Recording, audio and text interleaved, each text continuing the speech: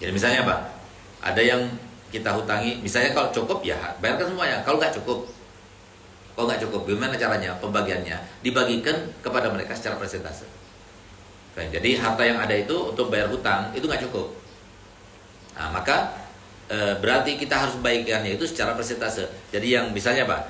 100 juta, ada yang bayar, ada yang punya utang pada si mayat punya utang padanya 100 juta, ada yang 50 juta, ada yang 25 juta. Dua.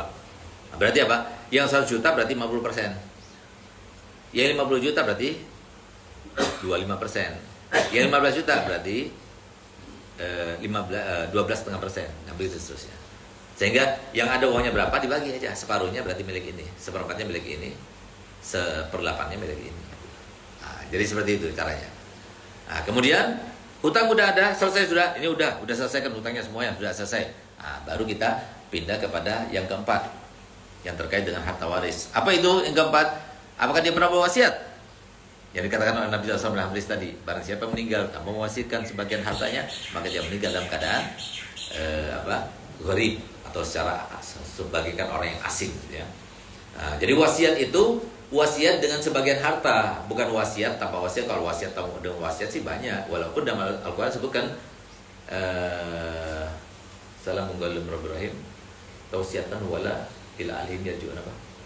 Palestina tausiatan wala ila alim yarji'un. Jadi kebanyakan orang yang meninggal itu mereka untuk berwasiat saja nggak sempat karena keburu datang ajalnya. Nah, baru-baru ini ada video viral. Ada seorang ibu, dia bawa anaknya, ibu muda bawa anaknya. Jadi nggak tunggu ibu tua baru meninggal, ibu muda juga bisa meninggal tanpa ada sebab-sebab. Ketika dia itu mau bayar, mau beli minuman ya, taruh di kasir, mau bayar, dia bawa anaknya.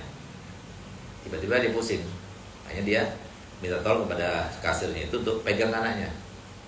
Nah, begitu diambil anaknya, dia langsung jatuh, meninggal.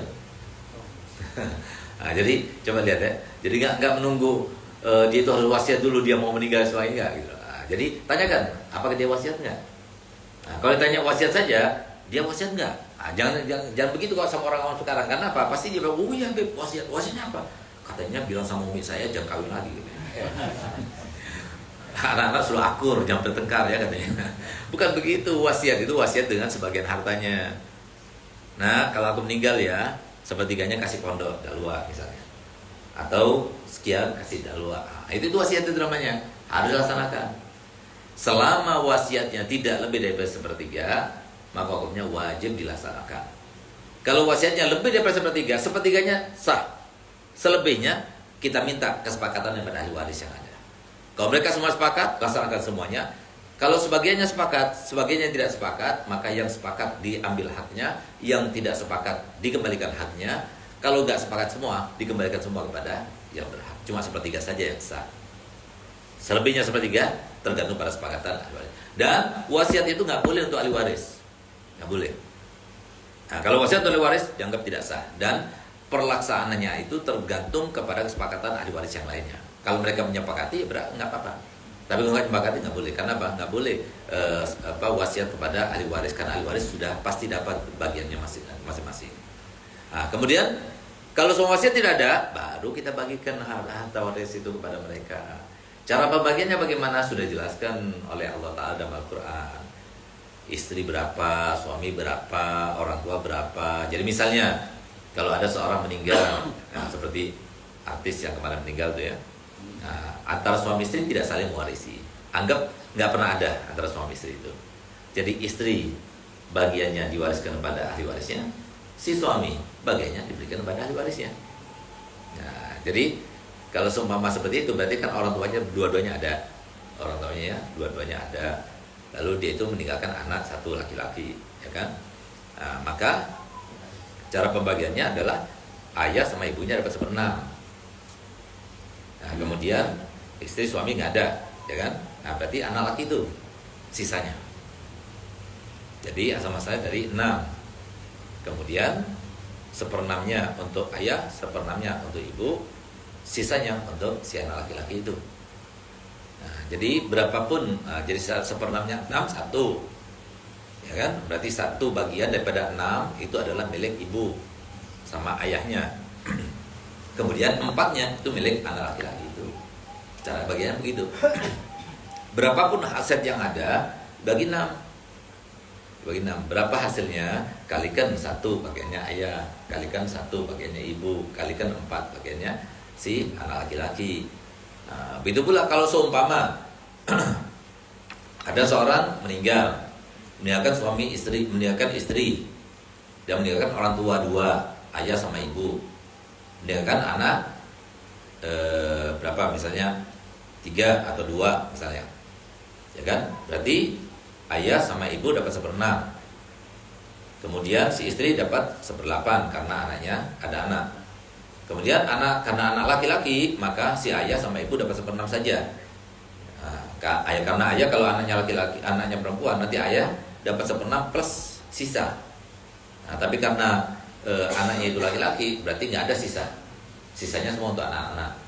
Nah, sehingga tadi seperti ini berarti ada 1/6, ada 1/8 cara menghitungnya. Nah, maka 6 sama 8 berarti 24 asal masalahnya. 24 1/8-nya 3, itu untuk istri. Kemudian 1/6-nya 4, itu untuk ayah sama ibu. Berarti 4 tambah 4 berapa? 8 tambah 3 berapa? 11, berarti sisa berapa? 13. Nah, 13 itu bagi 2. Laki 2 kan? Nggak bisa kan? Antara keduanya tabayun, berarti kita ambil kepalanya 2. 2 kalikan 24 sama dengan 48. Nah, ini 48 itu jadi barometer. Berapapun harta yang ditinggalkan, nanti dibagi 48. Berapa hasilnya? Jadi misalnya ini ada hasil penjualan aset ini dapat uang 1 miliar. 1 miliar dibagi 48. Pakai kalkulator, 1 miliar dibagi 48 sama dengan berapa? Nah, kalikan 3. Sekarang bukan 3 lagi, 3 kali 2 berarti 6. Nah, ya, 6 untuk istri. Udah itu 4 kali 2 8, itu untuk ayah. Kalau pengen tahu persentasenya, ya tinggal 8 dibagi 48 kalikan 100, itu persentasenya. Kalau mau tahu berarti persentasenya sekian dari uang 1 miliar itu. Nah, itulah cara pembagian harta waris. Nah, jadi mudah bagi yang tahu, sulit bagi yang tidak tahu. Makanya kata Nabi Allah Taala, kata Nabi Muhammad SAW, dosa yang paling besar adalah kebodohan. Tapi lebih besar lagi, bodoh tapi nggak tahu kalau dirinya bodoh. Itu lebih besar lagi. Itu namanya jahil murakkab. Bahlul bin Oon. Nah, semoga kita dijauhkan daripada sifat itu sehingga kita termasuk yang tidak terjerumus ke dalam dosa dan selalu mendapatkan pahala. Amin ya rabbal alamin.